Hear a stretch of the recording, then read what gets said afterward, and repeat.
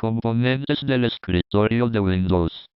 El escritorio de Windows es el primer pantallazo que nos recibe cuando termina de cargar el sistema.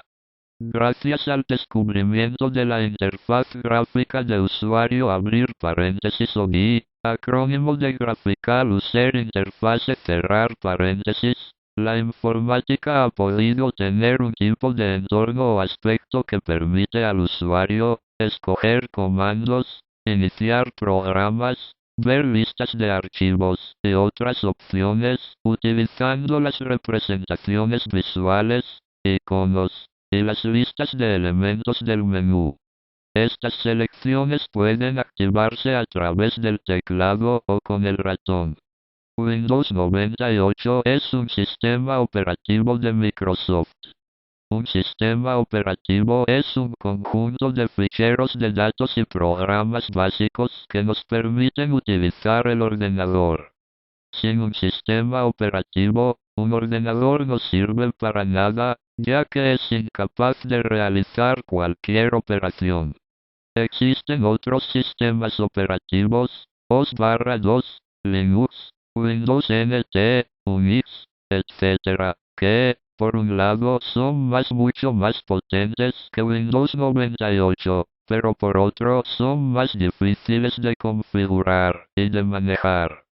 Windows 98 está pensado para personas que necesitan un sistema fácil de aprender a manejar y configurar, y que no necesiten una gran potencia. Por lo tanto, Windows 98 es un sistema ideal para personas con conocimientos de informática medio o bajo, particulares, pequeñas y medianas empresas, etc. Y el resto de sistemas operativos son útiles para profesionales, por ejemplo diseñadores gráficos, grandes empresas, grandes redes, servidores de Internet, etc.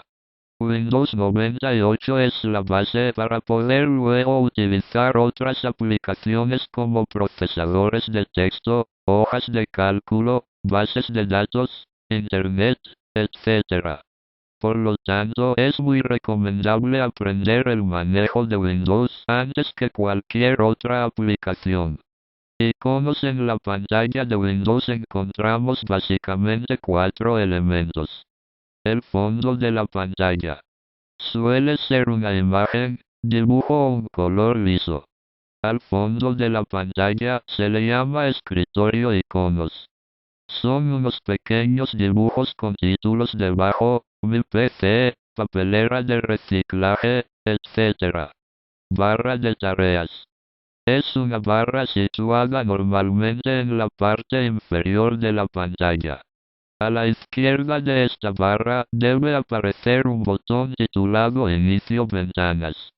Son el resultado de seleccionar un icono, ya veremos cómo se hacen, y son las que han inspirado el nombre del sistema operativo. Windows en inglés significa ventanas. En este apartado nos vamos a centrar en los iconos, que son los pequeños dibujos que flotan sobre el escritorio de Windows. Los iconos pueden cambiarse de sitio, no es necesario que permanezcan siempre en el mismo lugar. Ventanas. En un ordenador moderno, se puede almacenar mucha información, y de tipo muy variado, ejemplos de lo que se puede tener en un ordenador hoy día. Texto, apuntes, cartas, etc., imagen, dibujo, fotografía, etc., sonido, voz, una canción, etc., películas. La lista sigue creciendo cada día, lo que hace poco tiempo impensable, actualmente es realidad. Modificar el tamaño de las ventanas. Además de moverlas, podemos cambiar el tamaño de las ventanas, hacerlas más grandes o pequeñas, según nos interese.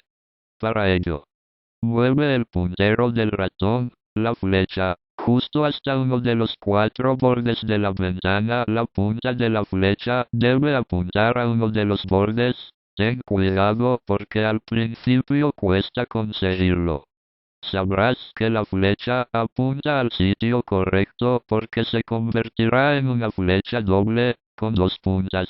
Cuando veas que aparece la flecha doble, con dos puntas, aprieta el botón izquierdo del ratón y no lo sueltes. Mueve el ratón en el sentido que indican las dos flechas. En un sentido agrandarás la ventana y en el otro la harás más chica. Suelta el botón del ratón para terminar el proceso.